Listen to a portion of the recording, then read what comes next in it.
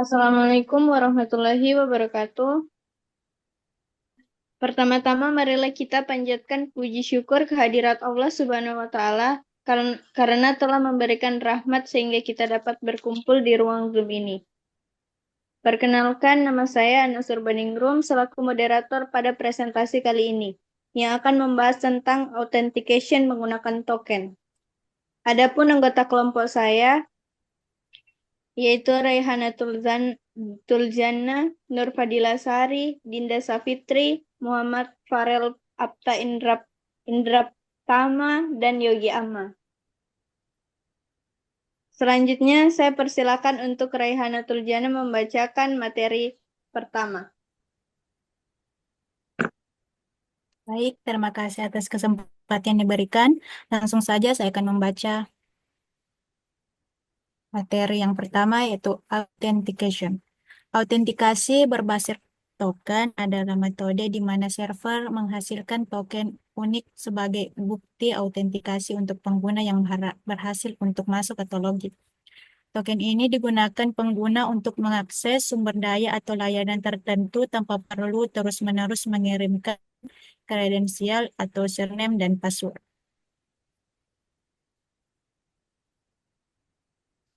Keunggulannya, autentikasi berbasis token memiliki berbagai keunggulan yang menjadikannya pilihan utama dalam pengembangan aplikasi modern.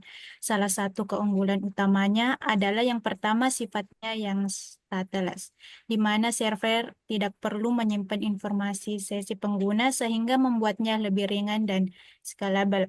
Pendekatan ini sangat cocok untuk aplikasi berbasis RESTful API karena mendukung komunikasi tanpa koneksi persisten. Yang kedua, token juga dapat digunakan lintas platform, memungkinkan aplikasi web, mobile, dan desktop untuk berbagai proses autentikasi yang sama.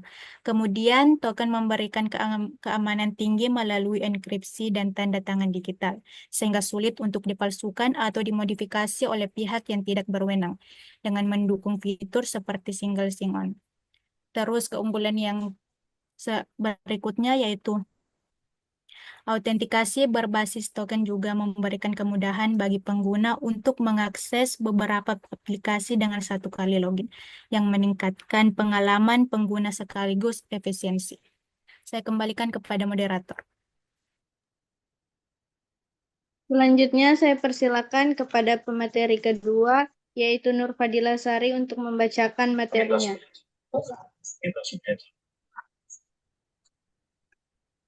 Baik, terima kasih. Kekurangan. Autentikasi berbasis token juga memiliki beberapa kekurangan yang perlu diperhatikan. Yang pertama, risiko token bocor, di mana token yang jatuh ke tangan pihak yang tidak sah dapat disalahgunakan hingga masa berlakunya habis. Hal ini menjadi perhatian besar terutama jika aplikasi tidak menggunakan HTTPS untuk melindungi transmisi data. Yang kedua, masa berlaku token yang pendek dapat menimbulkan tantangan tambahan karena memerlukan mekanisme pembaruan menggunakan rest token. Yang ketiga, token yang dicuri juga rentan terhadap serangan reply di mana penyerang dapat mengirim ulang token valid untuk mendapatkan akses tidak sah. Yang keempat, manajemen refresh token membutuhkan implementasi tambahan untuk memastikan pembaruan token dilakukan dengan aman dan efektif. Selanjutnya, jenis authentication. Yang pertama, password-based authentication. Penggunaan memasukkan password yang diketahui hanya oleh mereka untuk memverifikasi identitas. Ini adalah metode paling umum dan dasar. Yang kedua, two-factor authentication. Menggunakan dua metode untuk memverifikasi identitas pengguna. Contohnya adalah kombinasi password dengan kode yang dikirim melalui SMS atau aplikasi autentikator. Yang ketiga, multi-factor authentication. Lebih dari dua faktor digunakan untuk meningkatkan keamanan. Faktor-faktor ini dapat berupa sesuatu yang diketahui password, sesuatu yang dimiliki atau token, atau ponsel, atau sesuatu yang melekat pada pengguna atau biometrik. Selanjutnya, biometric authentication. Menggunakan ciri fisik atau perilaku pengguna untuk memverifikasi identitas seperti sidik jari, pengenalan wajah, pemindaian iris, atau suara. Saya kembalikan kepada moderator.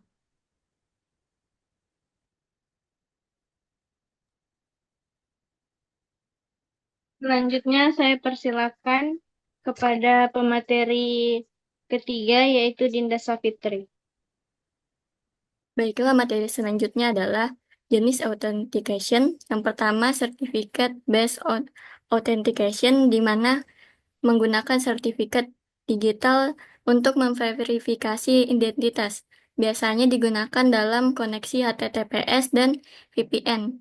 Sertifikat ini diterbitkan oleh pihak berwenang. Kemudian yang kedua itu token based authentication. Pengguna menerima token seperti JWT atau auth token. Nah, setelah login pertama kali yang digunakan untuk autentikasi dalam permintaan berikutnya, tanpa perlu memasukkan kata sandi.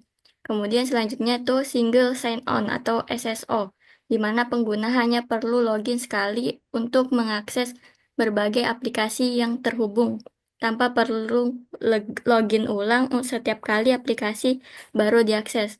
Kemudian selanjutnya itu risk-based authentication, di mana menggunakan analisis resiko untuk menentukan tingkat autentikasi yang diperlukan berdasarkan faktor seperti lokasi geografis, perangkat yang digunakan, atau pola perilaku pengguna.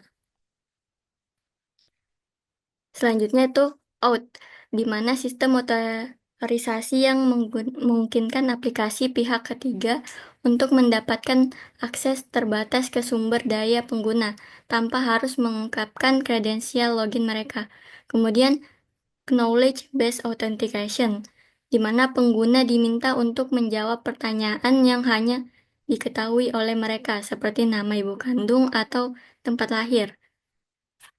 Authentication menggunakan token paling dominan menggunakan JSON Web Token atau JWT atau auth, di mana JWT sering digunakan untuk aplikasi modern dan API karena sifatnya yang stateless, di mana token berisi informasi pengguna dienkripsi dan dikirimkan dalam setiap permintaan, tanpa memerlukan penyimpanan sesi di server.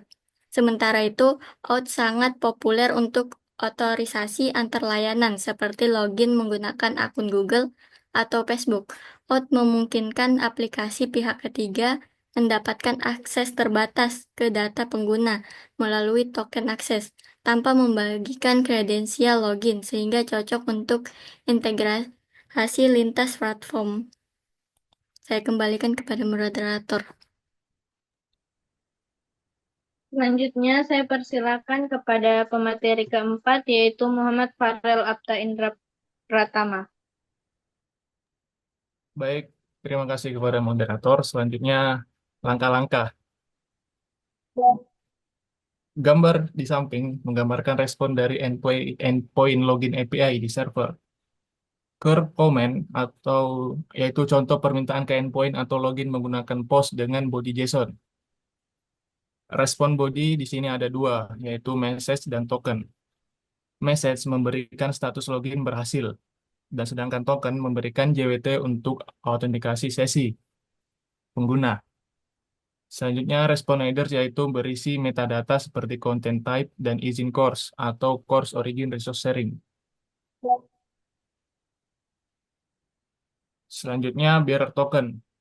Token dimasukkan ke dalam value. Setelah klik authorize, token akan disisipkan ke header. Permintaan API sebagai authorization atau bearer token. Gambar di samping adalah front end aplikasi web yang menampilkan daftar mahasiswa. Bagian kanan menunjukkan tab cookies dari DevTools browser yang menyimpan informasi autentikasi dalam bentuk auth token. Token ini digunakan untuk menjaga sesi pengguna tetap aktif tanpa perlu login ulang selama token masih valid. Sekian dari saya kembalikan ke moderator.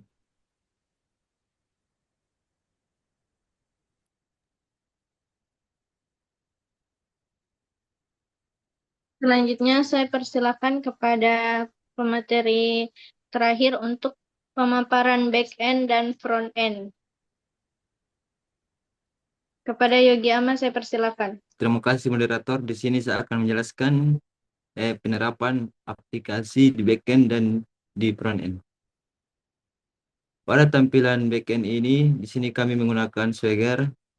Untuk pertama, di login ini kita mengirim permintaan login ke server dengan menggunakan username dan password.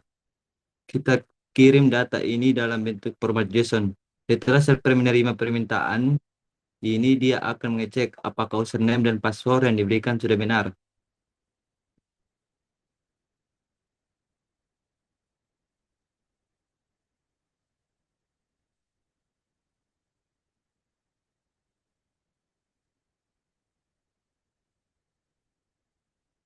Nah, setelah login berhasil, server akan memberikan respon dengan kode 201, yang artinya permintaan kita berhasil diproses.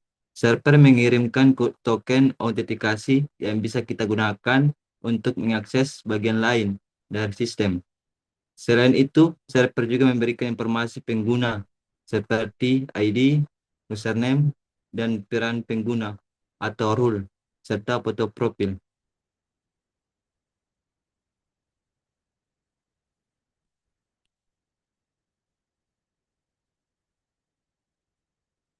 Setelah mendapatkan token autentikasi, kita bisa menggunakan token ini untuk permintaan berikutnya.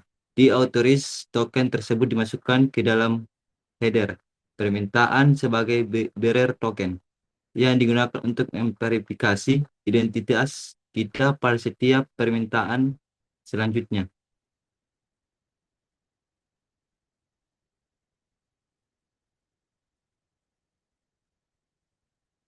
Nah, selanjutnya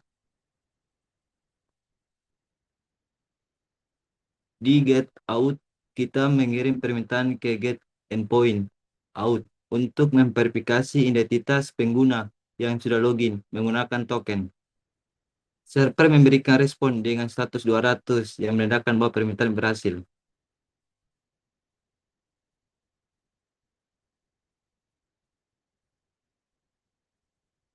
Di respon tersebut, server mengirimkan kembali informasi tentang pengguna seperti ID, username, dan peran pengguna.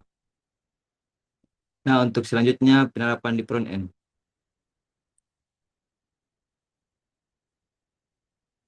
Login ini pengguna memasukkan username dan password. Setelah formulir login diisi, aplikasi mengirimkan permintaan ke server backend menggunakan metode HTTP seperti POST. Permintaan ini berisi kredensial yang dimasukkan oleh pengguna dalam format yang aman. Server backend menerima permintaan login dan memverifikasi kredensial yang dikirimkan. Server akan memeriksa apakah username dan password cocok dengan yang ada di database. Jika validasi berhasil, backend mengirimkan token autentikasi biasanya menggunakan JWT sebagai respon. Token ini mengonfirmasi bahwa pengguna sudah terautentikasi dan dapat digunakan untuk mengakses sumber daya yang dilindungi. Dan halaman akan terarahkan ke halaman utama jika sudah berhasil.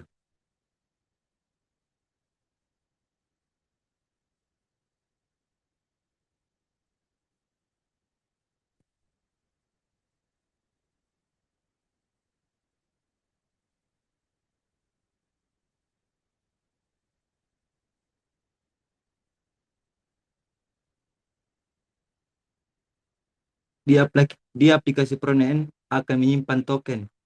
Biasanya token disimpan di cookies untuk digunakan di permintaan selanjutnya.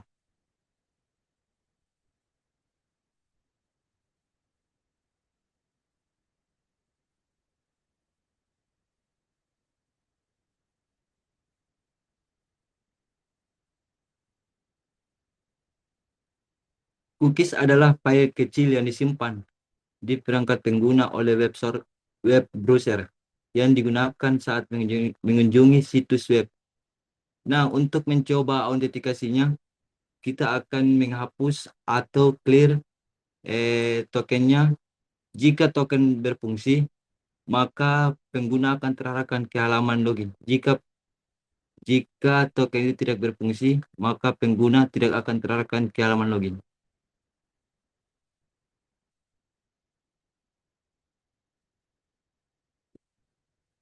Nah, di sini server kembali mengirimkan respon bahwa token tidak valid. Berarti pengguna akan terarahkan ke halaman login. Baik, terima kasih. Saya kembalikan kepada moderator.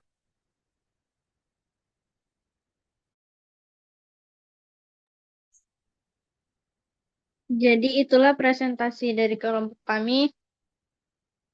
Sebagai moderator, saya meminta maaf atas kekurangan. Wassalamualaikum warahmatullahi wabarakatuh.